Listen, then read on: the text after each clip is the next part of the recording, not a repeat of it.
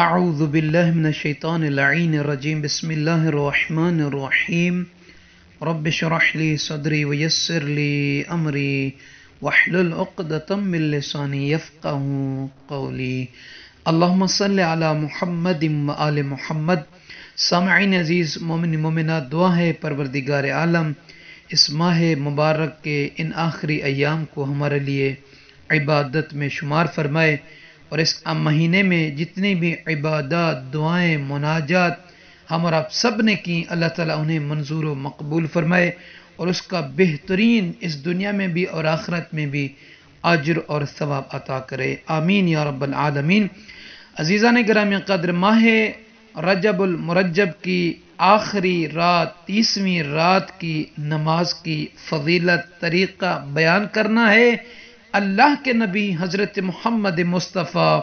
صلی اللہ علیہ وآلہ وسلم فرماتے ہیں، روایت ہے ان سے، فرماتے ہیں کہ ان النبی صلی اللہ علیہ وآلہ قال ومن صلی لیلۃ الثلاثین من رجب 10 رکعات بالحمد مرہ وقل هو اللہ احد 10 مرات وأعطاه الله في جنة الفردوس 7 مدن ويخرج من قبره ووجهه كالبدر ويمر على الصراط كالبرق الخاطف وينجو من النار۔ اللہ کے نبی فرماتے ہیں کہ جو شخص ماہ رجب المرجب کی 30ویں شب کو 10 رکعت نماز پڑھے، یا رسول اللہ اس کا طریقہ کیا ہے؟ تو سامعین عزیز، 2 رکعت نماز کر کے اس کی نیت یہ کرنی ہے کہ ماہ رجب المرجب کی 30ویں شب کی نماز پڑھتا ہوں یا پڑھتی ہوں قربتاً الی اللہ، اللہ اکبر کہنے کے بعد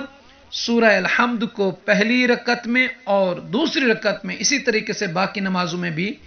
1 مرتبہ پڑھنا، اور اس کے بعد سورہ توحید کو 10 مرتبہ پڑھنا ہے۔ اب اللہ کے نبی فرماتے ہیں کہ جو بندہ، جو عبد، جو کنیز، جو بندی اس طریقے سے یہ نماز پڑھیں گے، اللہ تعالی انہیں جنت الفردوس میں 7 مدن عطا فرمائیں گے، یعنی 7 مدینے، 7 شہر،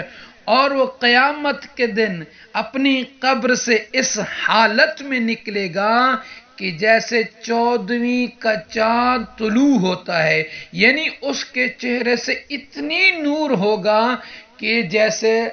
آسمان پر 14ویں کا چاند طلوع ہوتا ہے، اس حالت سے وہ اپنی قبر سے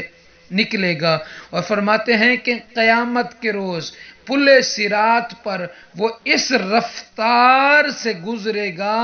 جیسے کہ بجلی آسمان کی چمکتی ہے، یعنی جتنی دیر بجلی کو چمکنے میں لگتی ہے اتنی دیر میں، یعنی اتنی رفتار سے، اتنی سپیڈ سے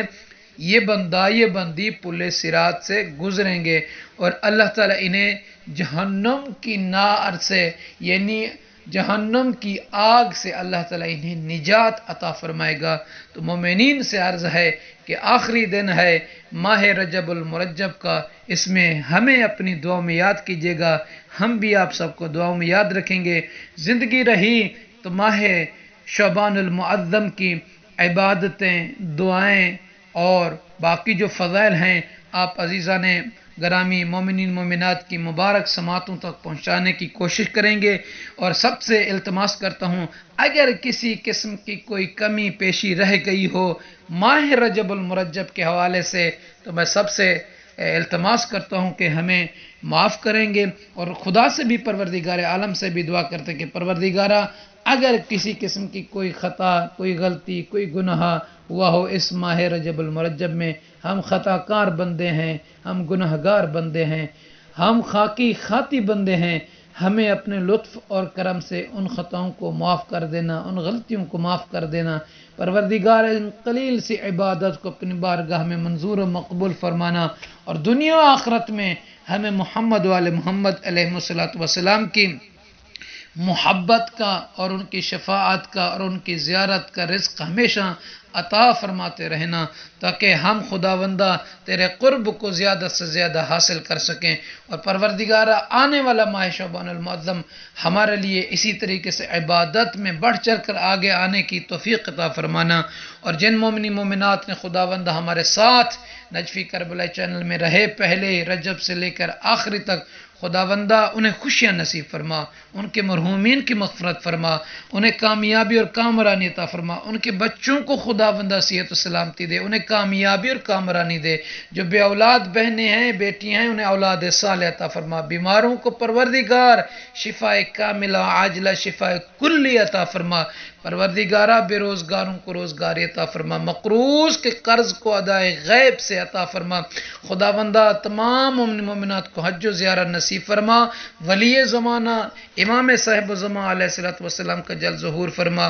ہم گناہگاروں کو آقا و مولا امام صاحب الزمان علیہ الصلوۃ والسلام کا ایوان و انصار میں اور ان کے چاہنے والوں میں شمار فرما، آنے والا مہینہ امام زمان علیہ السلام کی ولادت پر سعادت کا ہے، خداوندہ ولی زمانہ کے ظہور میں تعجیل فرمانا، ہمیں امام علیہ الصلوۃ والسلام کے قرب کو حاصل کرنے کے لیے جو اعمال ہے وہ انجام دینے کی توفیق عطا فرمانا، آمین یا رب العالمین۔